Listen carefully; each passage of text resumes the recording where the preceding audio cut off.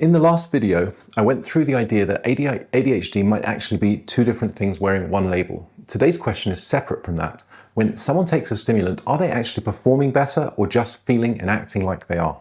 And what does it actually cost them to find out? I'll tell you clearly, going through the actual data on this one shifted my own thinking more than I expected going in the first place. Not the diagnosis itself, but what I think medication is actually doing for people and how I think about using it in my own practice. So let's go through it properly, including some things that don't usually get put in one place. I'll start with the group where medication is most clearly appropriately used, kids with a real diagnosis. There's a 2022 study published in the Journal of Consulting and Clinical Psychology out of the Center for Children and Families at Florida International University. 173 kids with ADHD in a randomized crossover design, so every child got both the medication and placebo at different points, so each kid is essentially their own control across matched blocks of real classroom instruction. The headline finding, the kids learned the same amount of new material whether they were on the medication or the placebo. Statistically identical. What did move was productivity. 37% more math problems completed per minute, and behaviour, 53% fewer classroom rule violations per hour. These are real and measurable, but they're not the same claim as the medication helped him learn. The medication gave a tiny score bump, about 1.7 out of 100. So it's real, but the researchers themselves said not enough to move most kids' grades. The MTA study is the largest, most cited ADHD treatment trial that exists, and I think it's more damning to the simple medication just helps story than most conversations about it led on. Here's what it actually found. Precisely. Children were tracked for 3 years, split into groups, based on their real-world medication patterns. Every single one of those groups showed an initial advantage from medication, and by 36 months, 3 years, that advantage had disappeared. It hadn't shrunk, it had disappeared. And it wasn't cost-free in the meantime. Kids on continuous medication were, on average, about 2 centimeters shorter and 2.7 kilograms lighter than their unmedicated peers at that 3-year mark. That's a real physical cost attached to a behavioral advantage. This is the section I actually think is missing from most conversations about ADHD medication, on either side of the debate.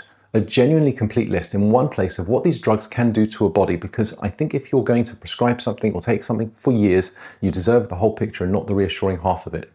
Starting with stimulants, methylphenidate and the amphetamine-based drugs, like Adderall and Vyvanse, about half of people taking them report some side effect, the most common ones being appetite suppression, which is also what drives the growth effects that I walked you through, sleep disruption, especially if the dose runs late in the day, and mood effects, irritability, anxiety, sometimes a rebound low as the dose wears off. The cardiovascular side, these drugs raise heart rate and blood pressure, which is why any responsible prescribing should be checking baseline blood pressure, pulse, and personal family cardiac history before starting, and monitoring those numbers at every review. Chest pain, palpitations, or unexplained breathlessness during treatment need to go straight back to the doctor. There's also a real, if rare, risk of tics or worsening Tourette's in susceptible people. And at the more serious end, at high amphetamine doses specifically, we're talking 30 milligrams or more of dextroamphetamine equivalent, which is around 40 milligrams of Adderall, the risk of psychosis or mania goes up more than 5-fold in some data. The overall rate is still low. It's roughly 1 in 660 adolescents and young adults. And interestingly, methylphenidate on its own hasn't shown that same association in the same data. But low is not 0, and it's dose dependent, which is exactly why more is not automatically better. The non-stimulants have a different profile, and I don't want to treat them as the automatically gentler option just because they're not controlled substances. Atomoxetine, otherwise known as Atomic in some countries, carries an FDA black box warning for increased suicidal thoughts, particularly in the first few weeks of treatment. It's genuinely rare, and a 2016 review found no clearly higher risk than stimulants, but a black box warning exists for a reason and deserves to be said out loud, not buried in a leaflet. It also raises blood pressure and heart rate, similar to the stimulants, and commonly causes nausea, stomach pain, and drowsiness. Guanfacine and clonidine work the opposite direction on blood pressure. They actually lower it, which means sedation is a common side effect, and stopping either of them abruptly can cause a rebound spike in blood pressure, which is why tapering off properly and not just quitting suddenly actually matters. Here's the practical point underneath all of this, and it's the one I actually want you to take away with, or to walk away with, I should say. Dosing has a ceiling. The evidence on peak efficacy suggests methylphenidate tops out at around 45 milligrams a day. Amphetamines around 25, lisdexamphetamine around 55. Past those points, you're not buying actual more benefit, but you are buying more side effect risks. Good practice starts at the lowest dose, moves up slowly over weeks with regular review of both benefit and side effect at every step, and settles on the lowest dose that actually works and not the highest dose that someone's willing to tolerate. That's not controversial, it's not fringe, it's just what careful prescribing is supposed to look like. And unfortunately, I don't think it always is done this way in practice. I want to hear from you on this one specifically. If you or your child has been on one of these medications for a while, has anyone actually sat down with you and gone through this list? Not just it might affect appetite, but the whole picture, cardiovascular monitoring included. Tell me honestly in the comments, and if this kind of full disclosure approach is what you want more of, please hit subscribe, because that's the standard I'm holding this whole series to now. A lot of what I've just walked you through, the vanishing long-term advantage, the real physical cost, the ceiling on dosing, is stuff I've noticed over years in my own practice without fully putting it together until I read some of the work of a child psychiatrist named Sami Tamimi.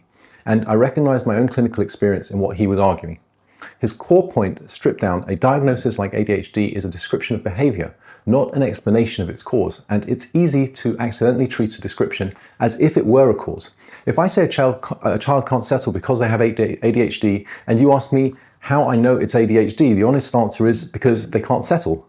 That's circular, it's not causal, and once you've accepted the circular version, it gets harder to go looking at everything else that could actually be going on. Poor sleep, a family under real stress, undiagnosed asthma or anemia, a kid who's simply bored and understimulated by school.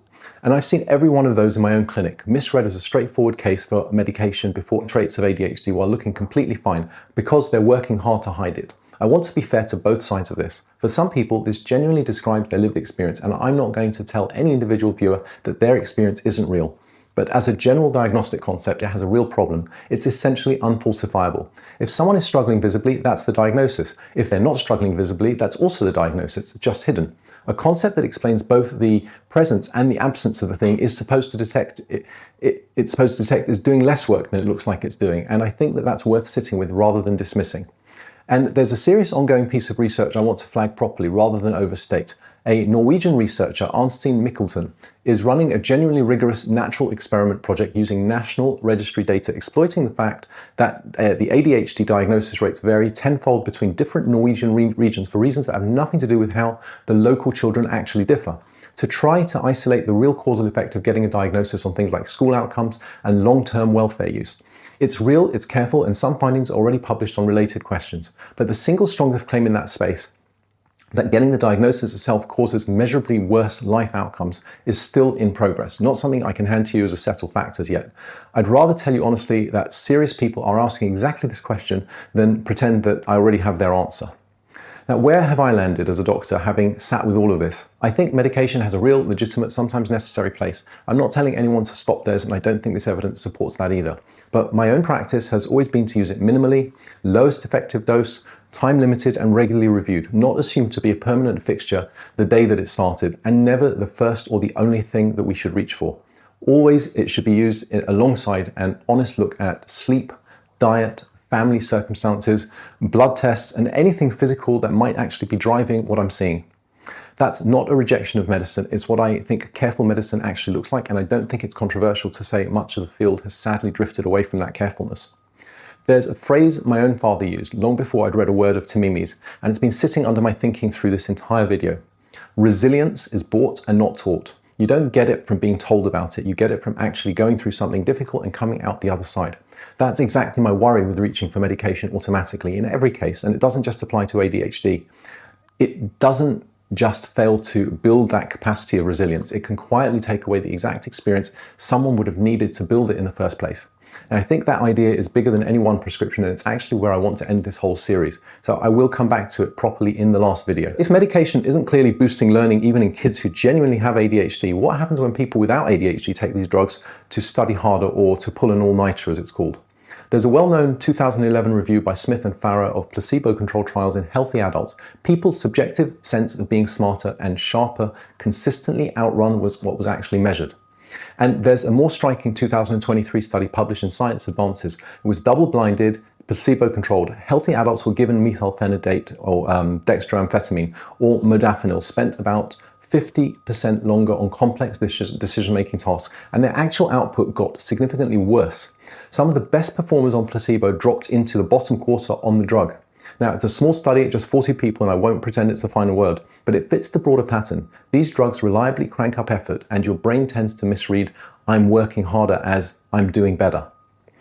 Here's how I'd actually sum this up, and I want it to sound less tidy than the version of this argument you usually hear, because I think the tidiness is part of the problem. For someone with a genuine diagnosis, medication can still be a real, appropriate, sometimes necessary tool, but I can't tell you honestly that the behavioural gains clearly net out positive once you look for enough down the road, because the best long-term data we have shows the advantage disappearing while a physical cost remains.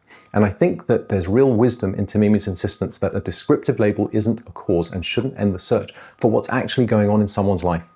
So, minimal use, lowest effective dose, regularly reviewed, never the whole plan on its own. That's the honest claim and not the tidy one. Nothing here is a suggestion that anyone should change their own medication or their child's based on a video. That conversation belongs with your own doctor, not with me. Before you go, this one hit home for you. I put 2 videos up here worth watching.